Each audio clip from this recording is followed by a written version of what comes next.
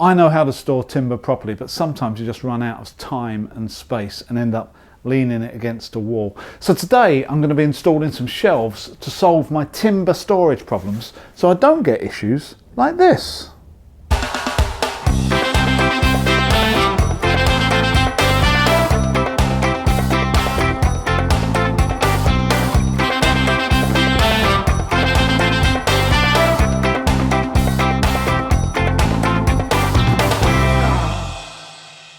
The timber storage shelves are going in this corner. So my first job was to clear it of all tools and materials, which isn't difficult if you've got somewhere to put them all, which I don't really have. So I'm not going to show you what the other side of the workshop looks like.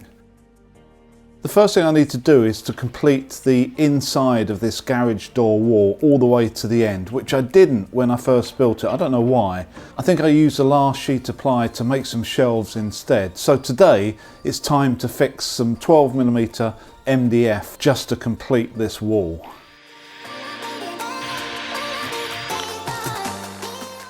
I use my marksman marker to show me where to drill the holes to support it.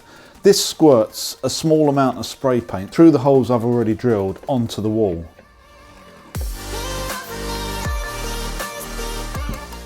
I aimed to fix through this tie just to give it some extra strength while I'm here.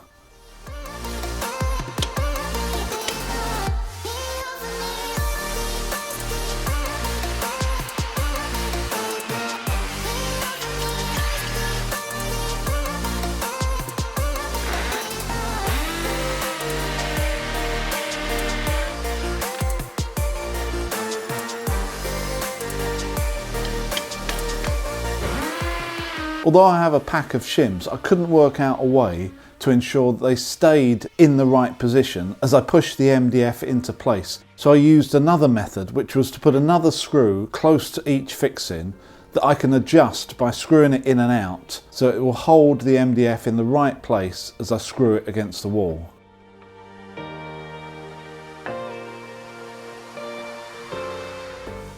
I use a long spirit level held against the existing wall to project the correct position of the new wall surface, together with a 12mm offcut to position the adjustment screw.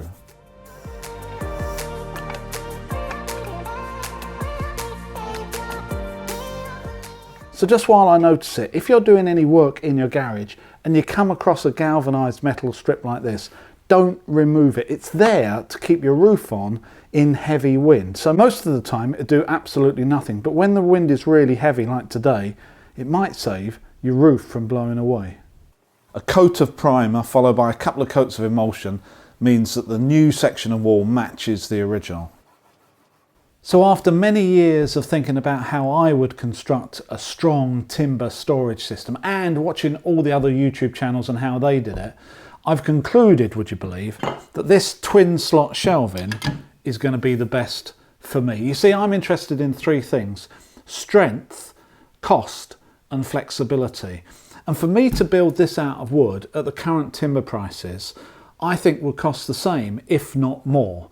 This is so flexible as well. It's very easy to move the position of the shelves or to buy some more hangers and add in shelves, or even just to move it from one wall to the other. It only takes a few screws, you take it out and you can put it on another wall. So it's a little bit bizarre after all this time thinking about it that I'm in 2022 and I'm going to be using something that was designed 30 years before I was born.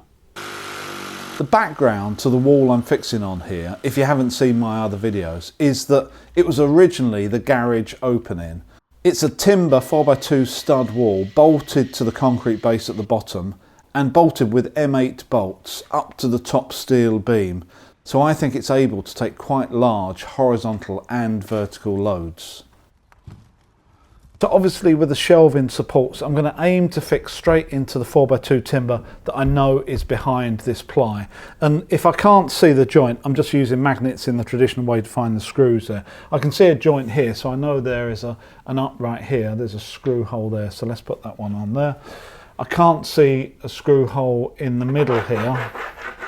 Oh, there we go. And I can actually see a screw there. And one that I've just put in. So I've got 4x2 uprights behind this ply. I know that because I built this not that long ago.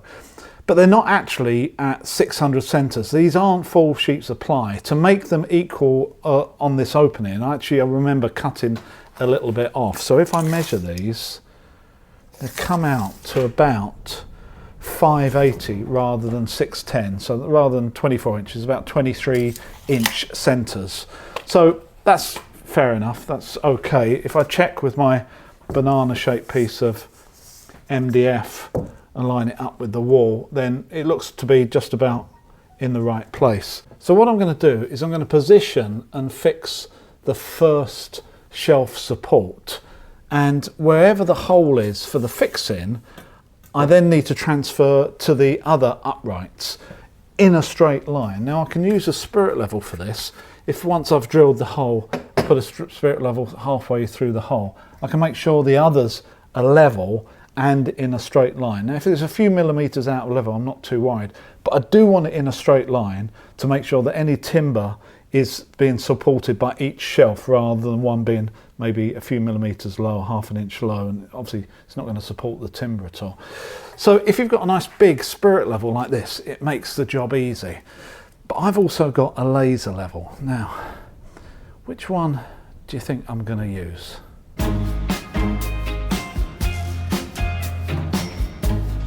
Stand by you when you're falling, when the river is calling. I said I love you forever.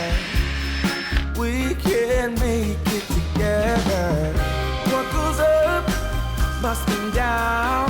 There's lots of friendly faces all around, and nothing's ever lifting me higher than a touch of your sweet desire. Well, we're all built in right. We just have to hold on through the night. I'm probably being too sensitive here, but I'm aiming to be millimetre perfect when it comes to making sure that all the supports are in line with each other. I drill pilot holes for each screw, not to stop any wood splitting, but to ensure the screws go in exactly where I want them, which isn't necessarily the case if you drive them without a hole for them to follow.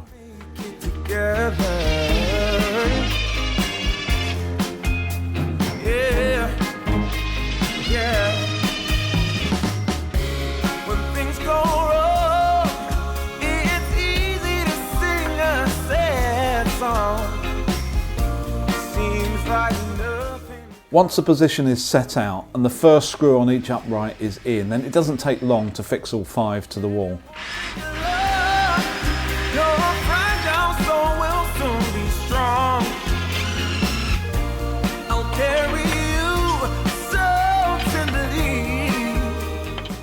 The first thing I do once they're all up is to check that they're sitting in an exact line. When the river is calling, I love you forever. The twin slot brackets I bought in packs of 10, and they're about £2 each, plus or minus, depending on the length. This is one of the short ones. This is 220 long. The other ones I bought are up to 370. They've got a quite nice finish on them. They're powder coated, but I do wish they wouldn't put a barcode on every one.